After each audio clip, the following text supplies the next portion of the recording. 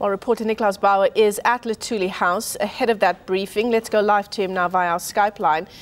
Nick, it'll be interesting to see, to say the least, to see the reaction from the NEC when they brief the media at 2 this afternoon. Well, indeed, everybody's waiting with bated breath and hoping that the press room inside Luthuli House will be a little bit warmer than it is outside here on the steps at the corner of Pixley Kaseme Street. And it's inside here where all the action will be. We're hopefully going to find out exactly what happened at this NEC meeting, as you quite rightly referred to, an aborted attempt to recall President Jacob Zuma. It was defeated in the end, and quite strongly if our sources are to be believed. But we'll be waiting for the meat on the bones of this explanation when Gwede Mantashe addresses the media at 2 p.m. Nick, news of these leaked emails first entering the public domain late on Saturday night. Plenty of noise, certainly on social media, that this was in fact the proof that the president said he needed to show he'd done anything wrong. Well, indeed, everybody was referring to the emails as though it was this smoking gun, the atomic bomb that is finally going to sink the alleged Gupta-Zuma nefarious empire.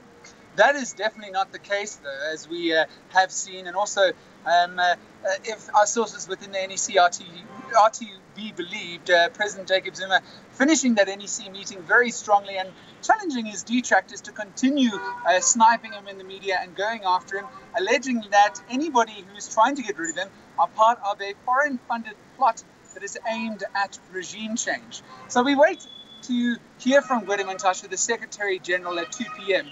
During that media address on the steps of the venue where the NEC was held on Saturday, Gwede Mantashe was resolute, saying that no such motion to discuss the recall of the president was on the agenda. We know that it was eventually put up by Joel Netshitenzhe, but it'll be interesting to see what line Gwede Mantashe holds when he addresses the media. Rather unenviable position Gwede Mantashe finds himself in, with some very, very poignant and sharp questions surely to be expected from the media contingent that will gather here in the early afternoon. Yeah, Nick, it'll also be interesting to see whether the email revelations were in fact on the table, not only these email revelations, but the unburdening panel report from the South African Council of Churches. Indeed, Gwede Mantashe said that the South African Council of Churches report, the unburdening report, wasn't up for discussion, and neither was that open letter by the ANC stalwarts, that group of over 100 ANC veterans that called for the recall of President Jacob Zuma to be put on the agenda. Gwede Mantashe said on Saturday that neither of them had been put forward as an official agenda item. And one wonders whether or not it was added. Sources within the NEC suggesting that the return of Brian Molefe to Eskom as CEO was on the agenda, and that was discussed. So perhaps we will get a little bit more information on that. But all eyes on the Luthuli House, 2 p.m. Inside here is where it's happening.